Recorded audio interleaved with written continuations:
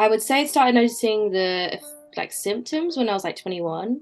Is menopause something that you think about? Well, most of us won't need to think about it until later in life, but I spoke to 23-year-old Rachel, who's currently going through early menopause, to give us an insight to what it's like.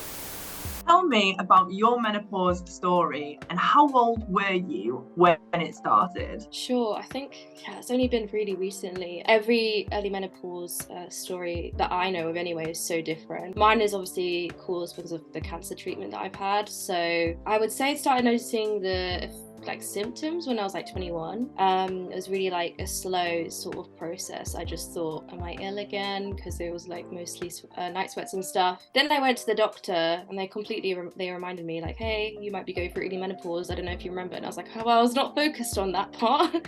Obviously going through treatment, and then from one thing to the other, it was like a period of 6 months when everything was fine, and then started going through symptoms after that. Do you feel like there's any symptoms that have surprised you with the menopause then, specifically? I don't think anything is necessarily surprising. It's just more of a way that's difficult to handle. And especially being so young as well, like not a lot of people would look at me and think, oh, she's going through early menopause, you know? So do you feel like there's any lifestyle changes that you've made as a result of the menopause now? Not really, but like for example, I used to smoke here and there like cigarettes when I was like 18, and obviously it's kind of good I went off that. I think that would have been a really bad habit to still have going into my early 20s. So I'm glad that I stopped that once I was like 18. So how would you actually describe what the menopause is to somebody who might not know what it is? Absolutely. I'm joking. It's difficult. I feel like it's more, for me, it's more physical than mental. I feel like women experience it differently depending on your body. For me, it's mainly physical symptoms. So I feel tired a lot.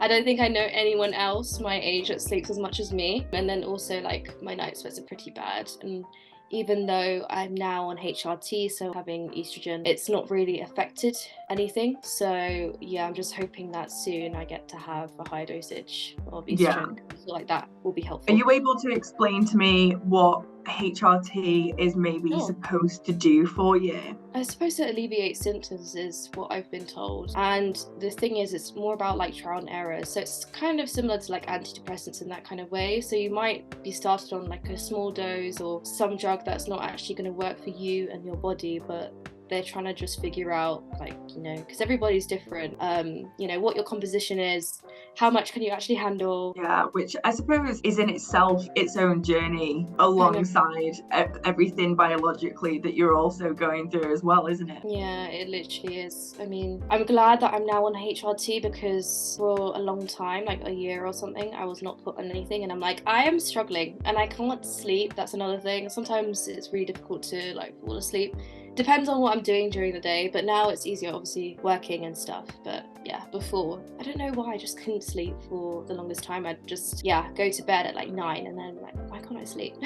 So what do you think is important to raise awareness about early menopause? Trans people going through menopause, that's something that needs to be highlighted more. Just because the visible symptoms aren't there doesn't mean that they're also not going through something as well. That's something that needs to be mentioned, and then definitely highlight the kids question, because if people ask, for example, someone like me going into their 30s, why aren't you having kids? I don't think that should even be, a question. You know what's quite funny actually is I spoke to my aunties who are Filipino, because I'm half Filipino and half South African. So quite in like, Asian culture, it gets to that point where they're like, oh, are you dating anyone? Who are you dating? Are you planning on getting married?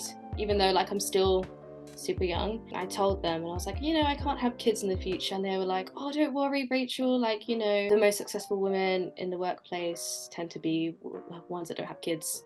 So that kind of like put me at rest in some ways, but it also made me think, thank God I don't have to worry about them ever asking me if I'm gonna have kids or when. Do you feel as though there was that initial, I suppose, worry of what other people might think within your family or within your friends or anything? Yeah, it's definitely like some members of family have even said to me, you'll change your mind in the future about wanting kids, and I'm like, well, you're not the one with my body, so you can't make that decision for me. And I feel like anyone that has that same sort of mindset, whether or not they're going through early menopause, just stand your ground and watch TikToks on women that what they are like. Look at what women do when they don't have children. Like their lives are so different and they're happy. How they're traveling, like going to multiple different countries, meeting loads of people, even in their like late 40s, 50s. Just look at what they've achieved, and yeah, it's not a measure of success if you have a family or not.